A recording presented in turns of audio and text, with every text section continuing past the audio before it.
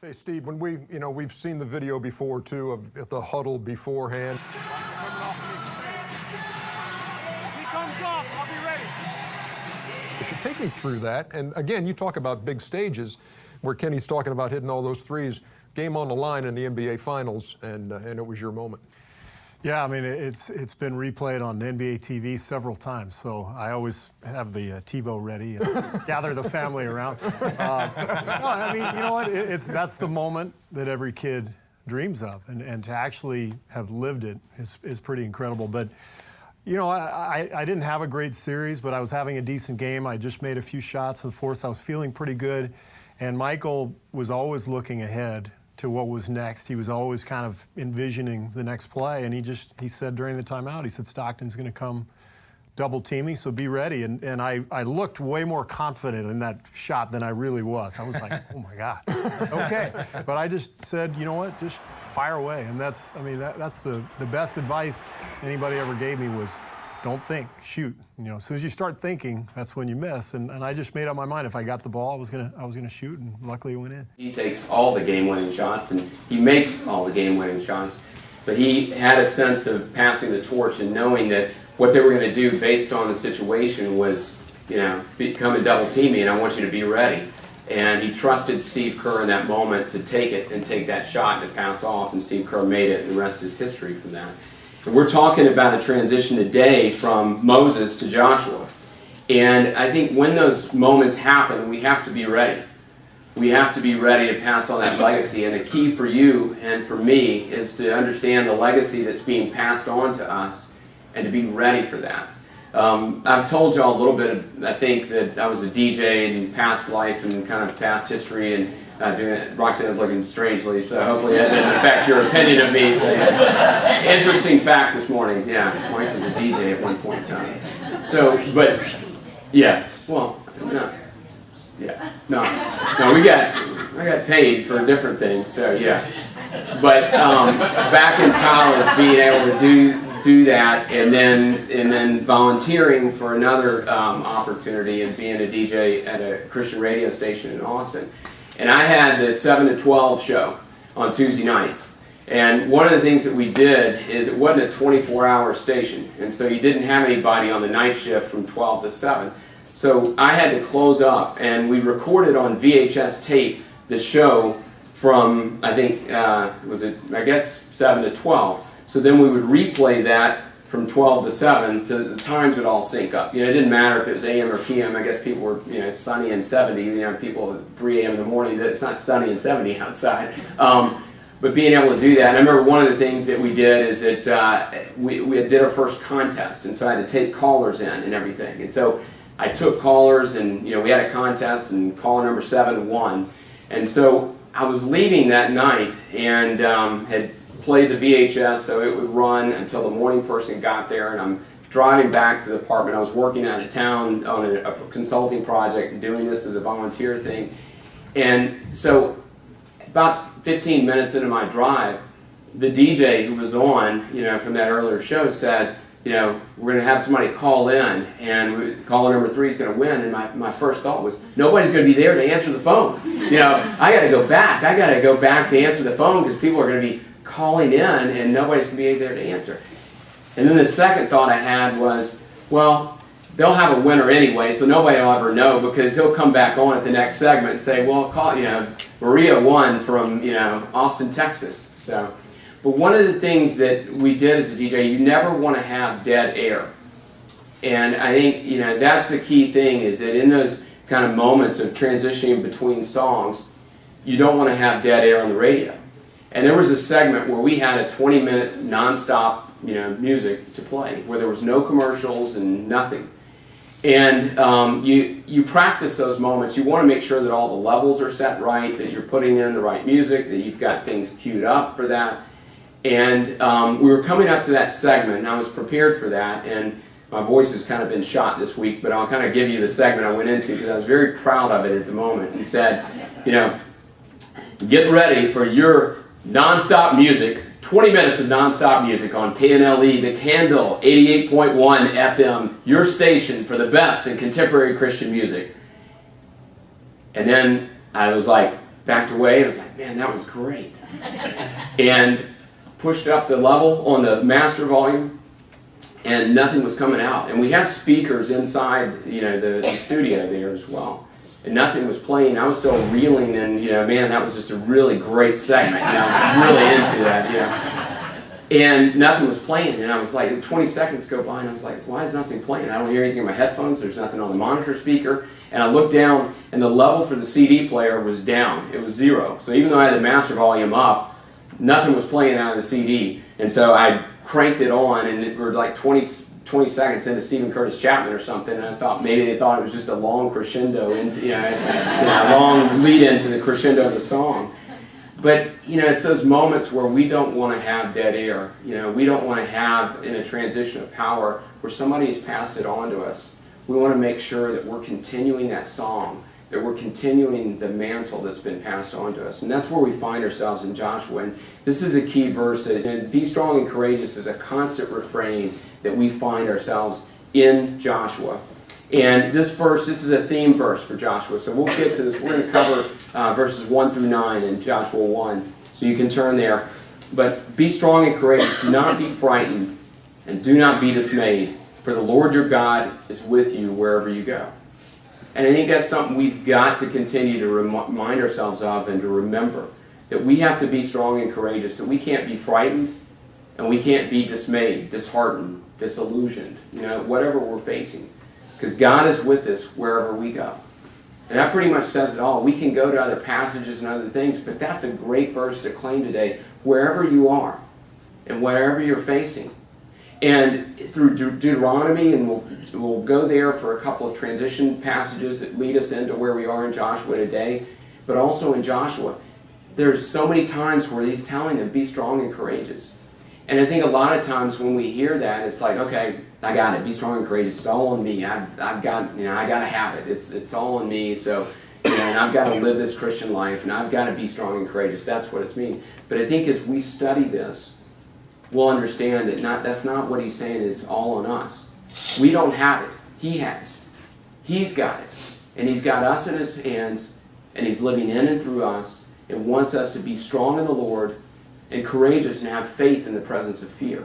Not the absence of fear and not just facing fear, but being courageous means having faith in the presence of fear. And that's where we have to have trust, and we have to constantly go back to this. I think if you think about it, if you've ever been in a role, and it could have been in work and community, maybe a role that you were taking on at church, and this key question, for you, have you ever been assigned a role where you didn't feel like you had what it takes?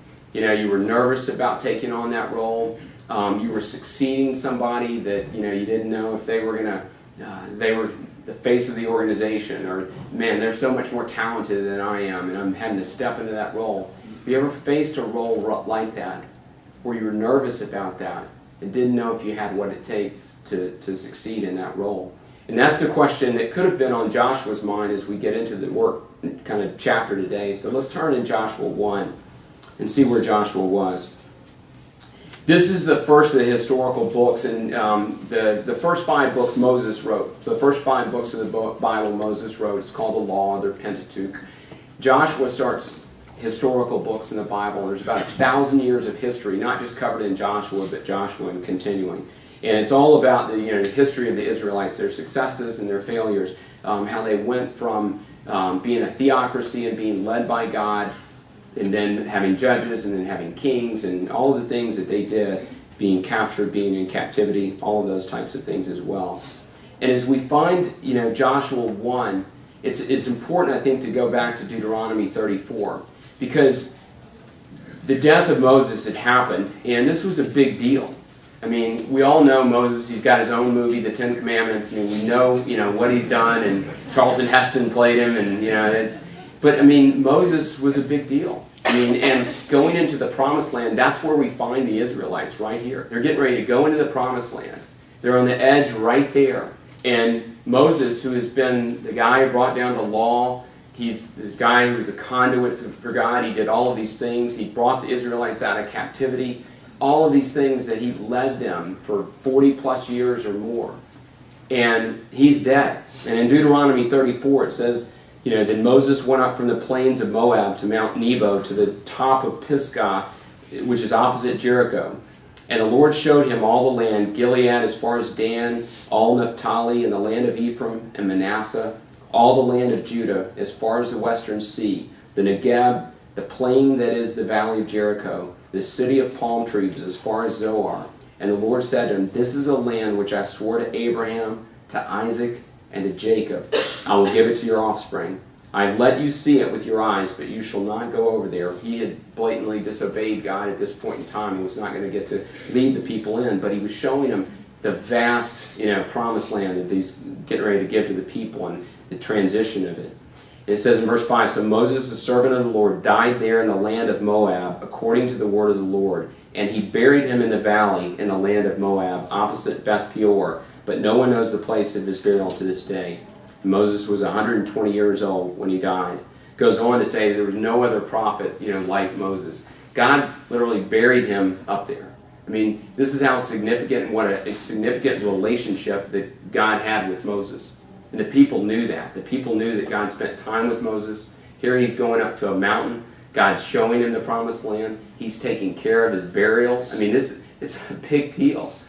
And Joshua was right there along the way, seeing every point of this. He was outside the tent of meeting when God would meet with Moses. And he was soaking that up, and he was being prepared for that. And in all of his preparation, he still understood that I'm in this chair right here. Moses is in that leadership chair. But he's dying, he's dead, and now I'm stepping over. And a lot of times it gets very nervous when we have to step from one chair to the other. See also just people who volunteered to do announcements this morning, right? But I think that it's important that we're prepared to step up in that big moment. So that's where we find ourselves in Joshua 1. So let's look at this and that transition, because I think it's helpful to understand what just happened and what just occurred, and then to get into Joshua. So it says in Joshua 1:1, after the death of Moses, the servant of the Lord said to Joshua, the son of Nun, Moses' assistant, Moses, my servant, is dead. Now therefore arise, go over this Jordan, you and all the people, and into the land that I am giving to them, to the people of Israel. Every place that the sole of your foot will tread upon, I have given to you, just as I promised to Moses. From the wilderness and this Lebanon, as far as the great river, in the river Euphrates, all the land of the Hittites to the great sea, toward the going down of the sun, shall be your territory. No man shall be able to stand before you all the days of your life. Just as I was with Moses, so I will be with you. I will not leave you or forsake you. And there are 4 promises in there that he gives Joshua, and some great encouragement during that time. And we see this constant refrain of be strong and courageous. Just to also talk about Moses' death, they had 30 days of mourning for that. So the people were grieving and mourning, not just for a day or a week, but there were 30 days. And God finally comes to Joshua and says, Moses is dead. And I don't know if he in that moment said, no, that's why we're all mourning. We don't know what we're going to do. I think a lot of times our response is, you don't know what I've been going through, God. Yeah, I know, I realize that. But I think God communicates that to show the recognition of, I understand what's happening here, and I've got a plan for it. And I'm still on my throne, and I'm still ready to be God to you and to help you through this transition as well. There's 4 promises, I think, that God communicates to Joshua and that we can take from this, that we understand from these passages as well. I think the first one he says that the land is already given. So he says that the land's already given to you, and he shows them that as well. And the word for that is that it's already been done. The verbiage is a completed act. So it's not like I'm getting ready to, or I hope to, or if you do this, you're going to get the land. It's I've already given it to you.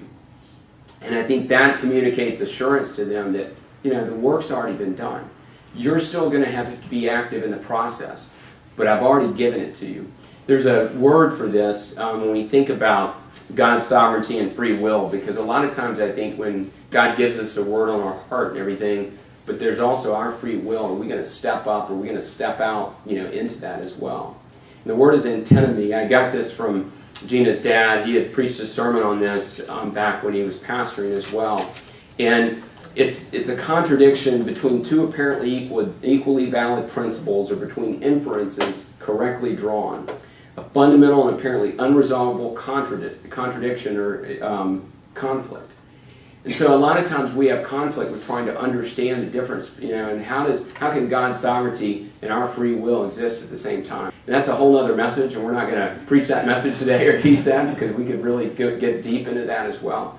But I think in thinking about this is that he was saying it's given, but Joshua and the people still had to be active in the process.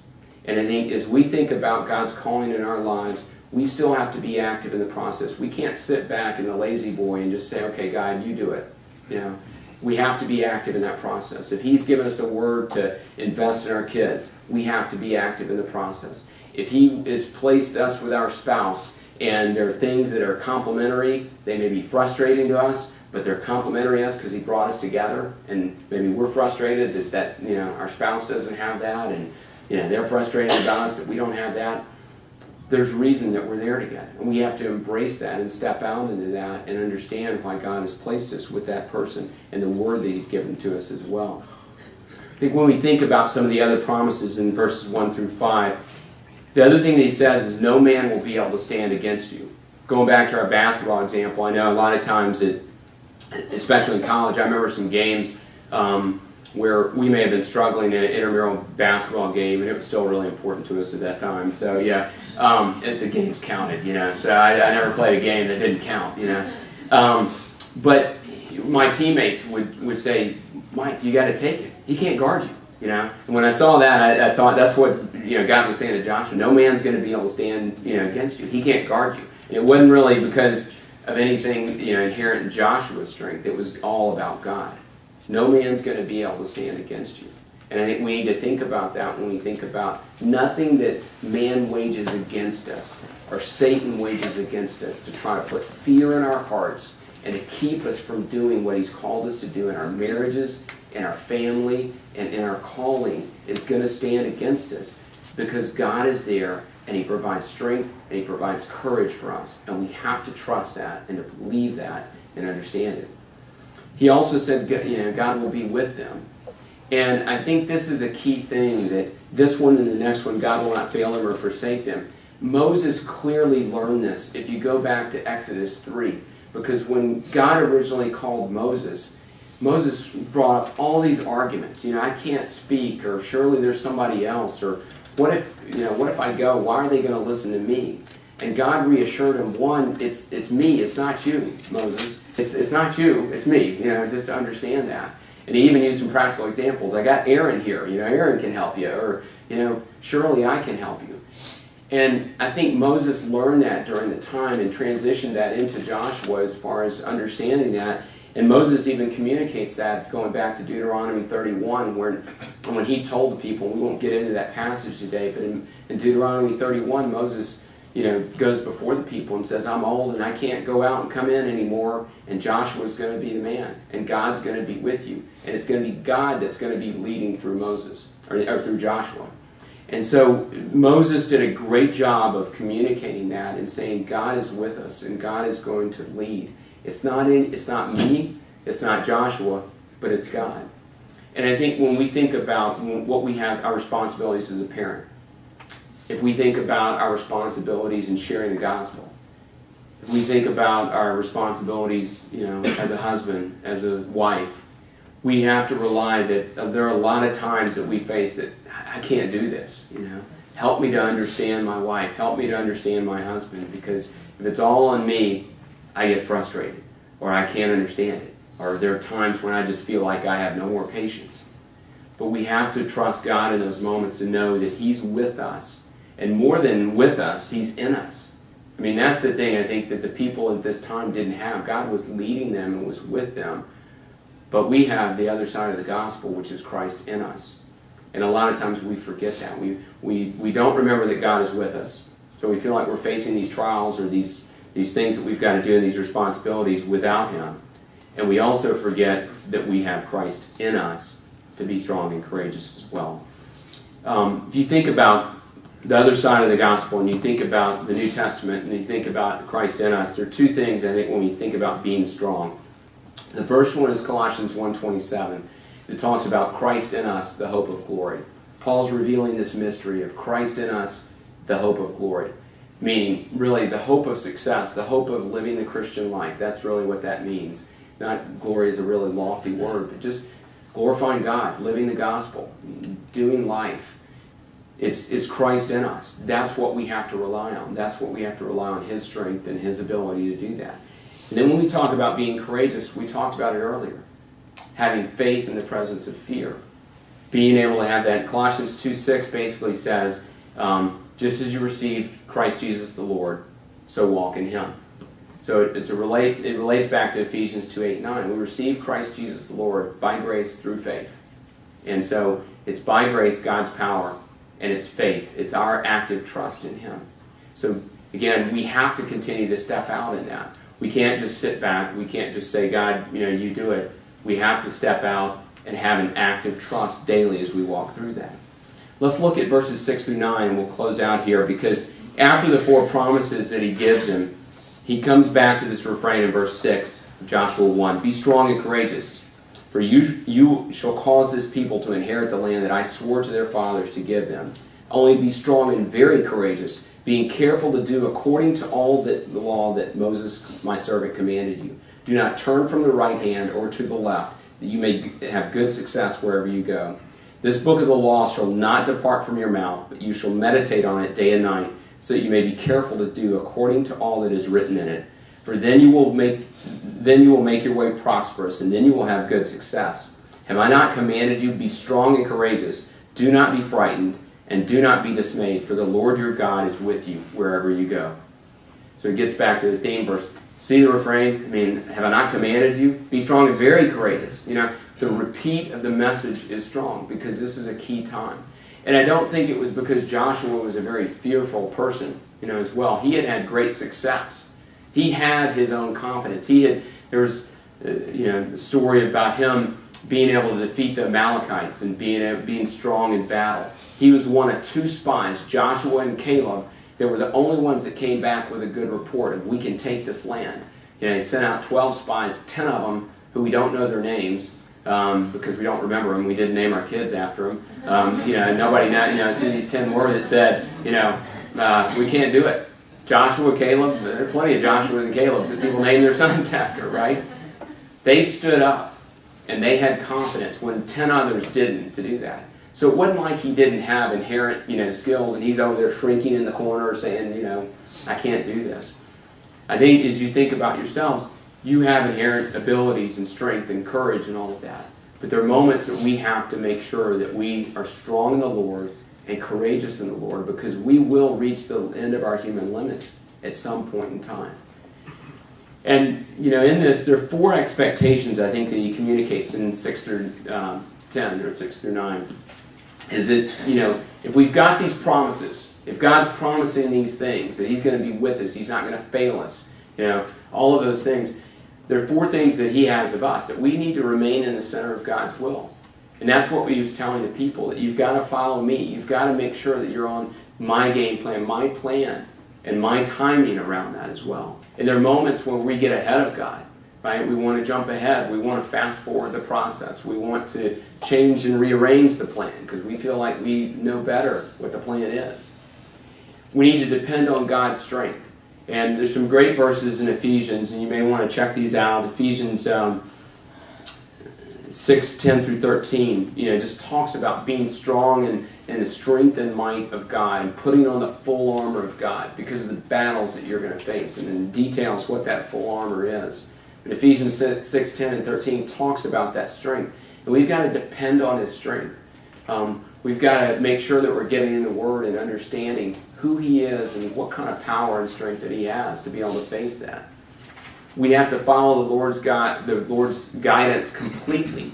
And here he says you don't need to turn to the right or to the left. And it's easy when we're trying to go that direction to get sidetracked, right? We get distracted. When we're going to be doing this Freedom campaign in January, it's going to be interesting because we've been through the video material, we've been prepping, there's been a whole leadership team of prepping for this series and the impact that it's going to have. Dave Ramsey does a great job of talking about how marketers use distractions to get us off over here or off over here just in our financial life. And whether it be temptation or whether it be, you know, our own things that we want to pursue in this life, it's easy to get distracted and get off track. And he was saying, if you want to have success, don't turn to the right or the left. Follow my plan, because it is the plan for success. It's the plan. It's the plan I've given you. And then allow God's words to saturate your thoughts. And this is where I just want to rest, because it talks about meditating on this day and night like it's food.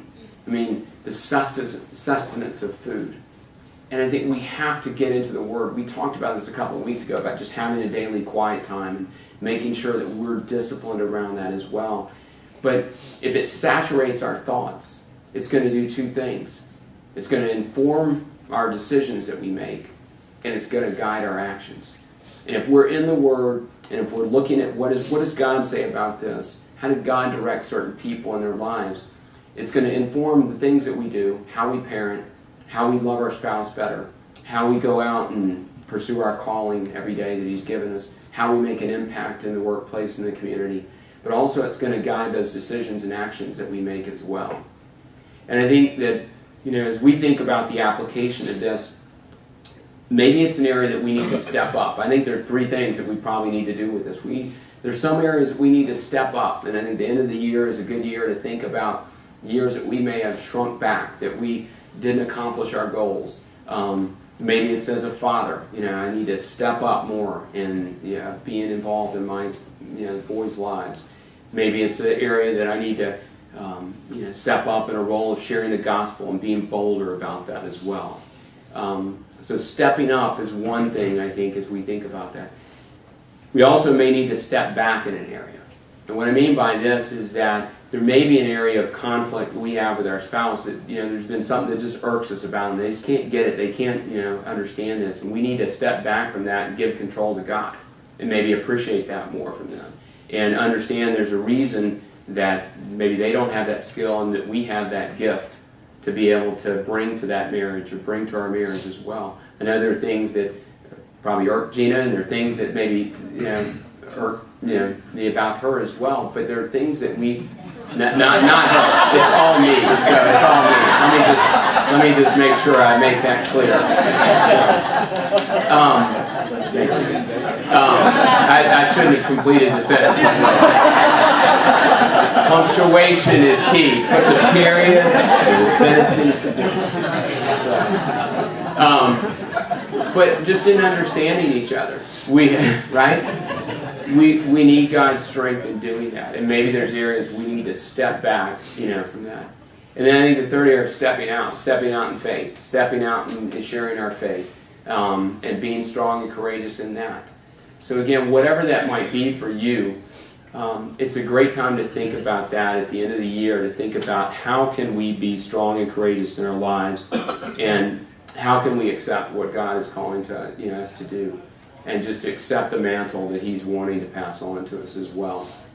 I'll close with this. I got an email this week from one of Gina's high school friends who I've gotten to know, and through our engagement, through marriage as well, and it relates to the Floppy the Clown story. I told you about the golf Floppy the Clown story. If you weren't here for that, it's probably best. I had a golf outing with some partners when I was working, and I had my shoe come apart and it was an embarrassing story the whole time, and embarrassed everybody who was there. And but it was interesting because the partner who was on the job on that, where I'm not making a very good impression because of my shoes coming apart as we're playing golf, and I'm trying not to get kicked off the golf course. Gina's high school friend said that he met with this guy.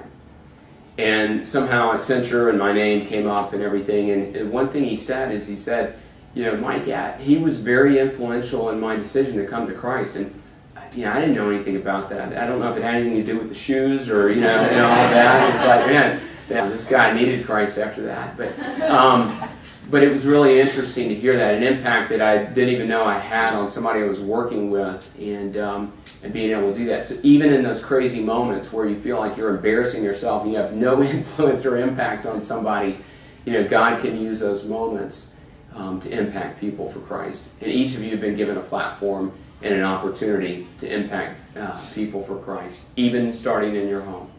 So let's make it a point as we get into December and also get into 2017 to be strong and courageous, to be very strong and very courageous in our lives, to be strong in the Lord and have faith and active trust in the presence of fear, and not let fear rule our hearts, but to be courageous in the things that He's called us to do, and not let those distractions distract us, and make sure that we're not trying to do it in our own strength, that we're doing it in Christ. And dear God, we just thank You so much for everything You've given us. We thank You for Joshua being a great example of somebody who had abilities, had skills, was prepared, and watched Moses follow in his footsteps as far as leadership, but also receive that encouragement from You to be strong and courageous. And Lord, we just accept that today. I just pray that if there are people that are struggling with that today or trying to do it in their own strength, that You would allow them to understand how You can infiltrate every area of their lives, and starting with their minds and hearts, to be strong and courageous in the roles that they play in life. Lord, I pray that we would accept that, we believe it, that we would trust it, and that we would act on it. And to be very active in the process. We wouldn't shrink back, but we would stay active. And as You guide us and lead us, that we would step out in faith and trust in everything that You've called us to do. In Jesus' name we pray. Amen.